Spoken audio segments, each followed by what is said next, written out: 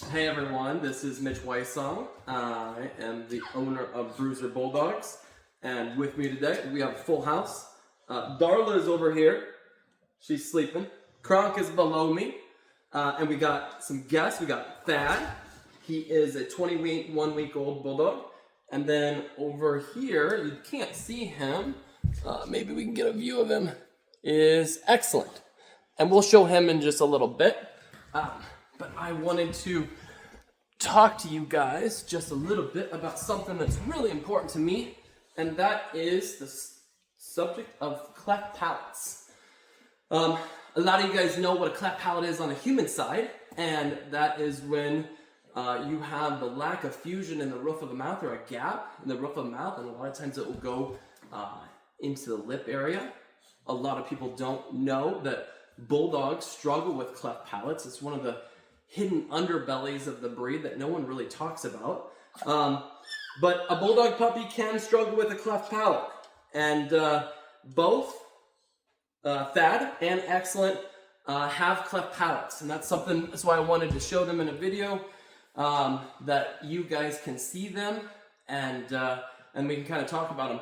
So one of the issues with cleft palates is there's a little bit of a shrouded mystery of why a cleft palate occurs and what we can do to prevent those things, but also how to properly raise a cleft palate puppy. We're going to talk about that because we have living examples that they can be raised, that we can have success stories on them, and we don't have to give up on them. And that's something that is, again, the hidden underbelly of bulldog breeding is so many breeders just don't care to raise them.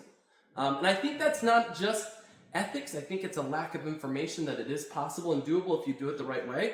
And that's why I wanted to shed some light on what we are doing here the last 5 or 6 years on raising our cleft palates and how we do that. But I want to talk first on the genetic side, how a cleft palate actually occurs. And like I said, it is a gestational issue. Usually it occurs somewhere between day 25 to 30 when the fetus is developing in the womb. Again, there's a genetic component. It is a breed disposition. Bulldogs struggle with it. Boxers struggle with it. Some different schnauzers and terrier groups struggle with it. But it's very prominent in the bulldog breed. So we know there's like this underbelly of genetics. I have tracked this a ton. It is not as clear-cut as people think from a genetic component. I have seen very little traceability. Just as far as evidence that like mom is throwing it, or grandma is throwing it, or great grandma is throwing it. And so it's not that simple, but I do agree that there is a genetic weakness in the breed to produce cleft palates. Another issue that happens a lot of times is you have this genetic component or genetic weakness, but you also have something that happens in the womb, whether it be parvo infection or some kind of infection or something to disrupt the flow of the gestational process.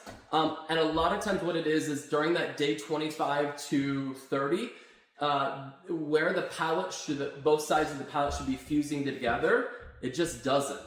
And so what you end up having with that, and I'll get some shots of this hopefully with some B-roll on what it actually looks like, but what you have is just a gap in the roof of their mouth. Super significant.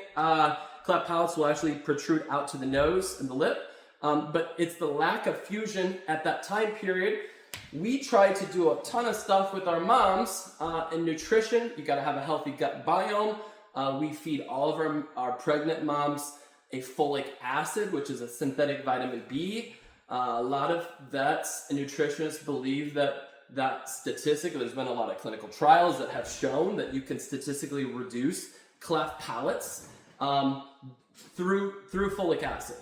And so that's one of the things that we do. Obviously, we do another multivitamin, making sure they have a balanced diet, probiotics, prebiotics, all of that. And as you can see, it doesn't always work. We have living evidence of it. And that's okay. You know, you keep trying. There's things that we just don't know as humans, and I think at some point we will.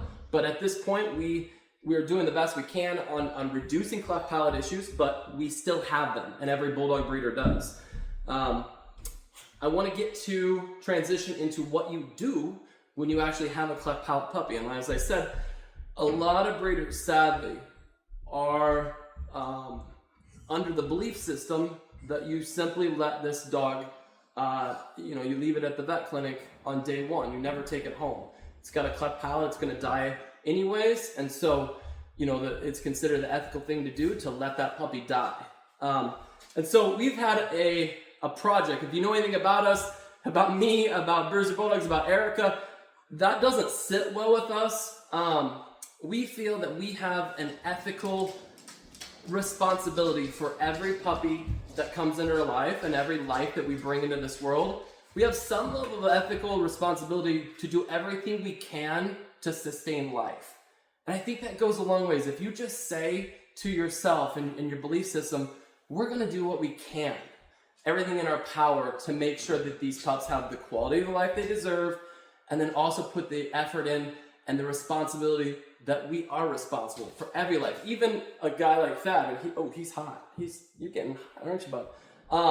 Even a guy like that who's not a perfect pup, he's a project pup, we're still responsible. We brought him into this life. We're still responsible as a breeder to sustain this for, do everything we can to keep him alive. And so what we have done, and this is why it's such a daunting thing, a cleft palate puppy does not have the suction ability because they have the gap in the roof of the mouth. They're not able to properly nurse on their mom. And so they can't consume the milk they need because they have a lack of suction power. And so what that requires is a lot of effort on our part to keep a guy like that alive. And what that looks like is actually tube feeding. And so for the first 4 weeks, we will hand nurse the mom, right? And we always want our puppies to have their actual mom's milk. That's one of the biggest issues and one of the biggest mistakes that breeders make, is that a milk replacement for a neonatal bulldog puppy does not sit well with their gut health. And a lot of times they'll do a milk replacement on a cleft palate puppy the first 2 or 3 days, and then the puppy's gut will shut down because it simply can't process replacer milk. It needs mom's milk. And so what we do is we hand nurse mom. We get the 2 to 3 cc's, the baseline that he needs the first few days, and we'll do that 10 times a day at 2.5, 3 hour intervals. And so that just requires a ton of effort and commitment. If we have a guy like this, we're just going to commit every day, every 2.5, 3 hours a day.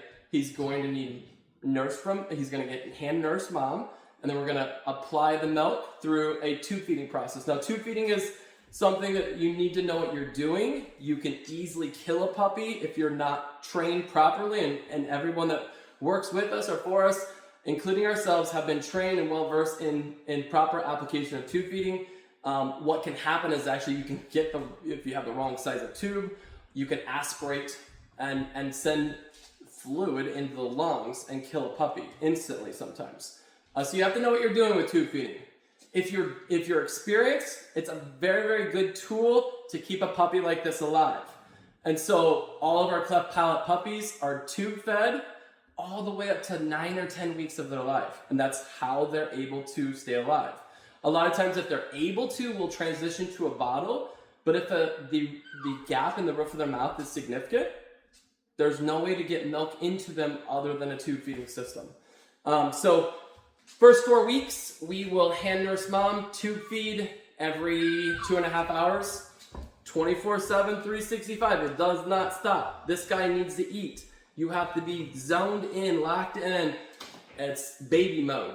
And so that's kind of the nature of life. And then once we get to a 4-week time period, at that point, he's able to process milk replacer, and that's so much easier because now we have one less thing that we have to do, which is nurse mom, and then we're still tube feeding at less intervals, at higher volumes, but with replacer. And we'll do that. He'll stay on a liquid diet all the way up to 9-10 weeks.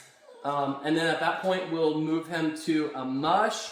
We'll move him to a soft food diet, and then slowly transition a guy like this into a kibble, into a kibble diet. At that point, once we have them successfully raised to 9 weeks, it's like a normal puppy. They're able to eat soft food, they're able to then transition to hard food, and then it's just a waiting game. Because at that point, it's not over. Mr. Excellent is not happy over here. Do you want me to pick you up, bud? Maybe I'll just pet him. It's not over. They still have to have a surgery, a reconstructive surgery to close that gap in their mouth. And so normally that surgery happens 18, 19 weeks. They have to be a little bit older to be able to do that. And then we'll work with our vet and we'll have that reconstructive surgery. Occasionally, and I'll talk about Excellent over here, he is our first pup, and I'll show him in a little bit. He's our first pup that we have raised to 18 weeks, and he's done so well, and his cleft palate has closed up enough, he actually doesn't need to have that reconstructive surgery. But we still had to raise him to that point to let our vet look at him and make a final decision. And so then at that point, this is where Thad is at in his life, we will send him in, and we will work with our vet, who's one of the best vets in Indiana, and we will close that gap in the roof of their mouth.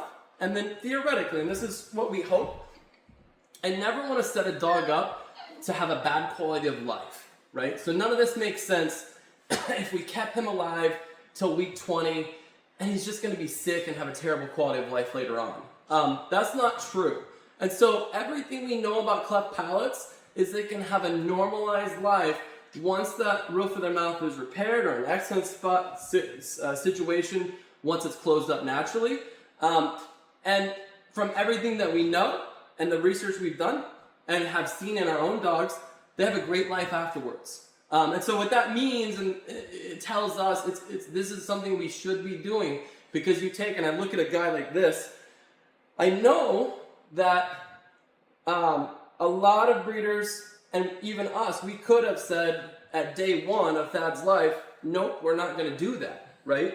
We're not going to go take the work and the effort required and the trial and error and figuring this stuff out, because this stuff is not easy. Everything I just gave you is years and years of trial and error, how to figure out how to keep these guys alive.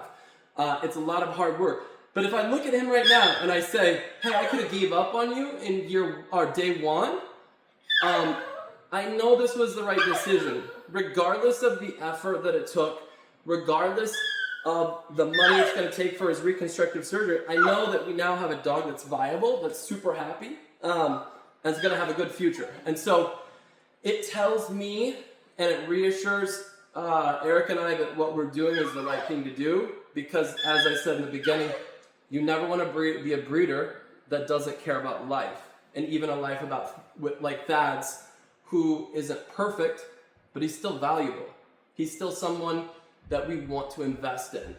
And the cool thing about this whole project that we've done, this journey the last 5-6 years, is that these cleft palate dogs are so different than a normal pup. And it comes down to, if you're tube feeding a dog and working with a dog 10 times a day and hand feeding and holding it every day, because its life is clinging to you, right? You are responsible for it solely. That changes your relationship with the dog. And you're doing that for 10 weeks, and then you're holding on to him another 8 or 9 weeks. And what we have found, it's really been interesting, it's opened our eyes, how much touch is important, how much socialization is important. And so the cool thing is these guys actually involve as like project dogs, but these are the dogs that we really get attached to because we've invested so much time and effort into them. And that just makes it even more special. So that's all I got for you guys. I don't want to give you too much information. I do want to shed some light on this, whether it's another breeder that doesn't know this is possible. I can tell you without a shadow of a doubt, you can keep these puppies alive, and it's worth it. It's worth the effort required to do it. And then also, these guys, so Thad right now is 21 weeks. He is in the middle of that reconstructive process. He should be in the next couple weeks, and then we'll be looking for a proof home for him. And then I will show you, so we'll see if we can pull this off. Thad hates being put down. He's got 100% cleft palate. He wants to be held all the time. So we'll see if we can pull this off. I'm going to show you Excellent, because he's a little bit, Thad is super athletic, lean, very much Bruiser Bulldog. And then we're going to show you Mr. Excellent. And Excellent's beefy. So this guy, they're not brothers, so they're about 3 weeks apart. This guy's got a little more heft. And he is just a cuddle bug. Loves to be held, loves to just sit here and be with you. And so you can see now he's happy. But you good now, bud? Anyways, that's all I got for you guys. Hope you have a great day. And you are now well informed about cleft palates and bulldogs. Thank you.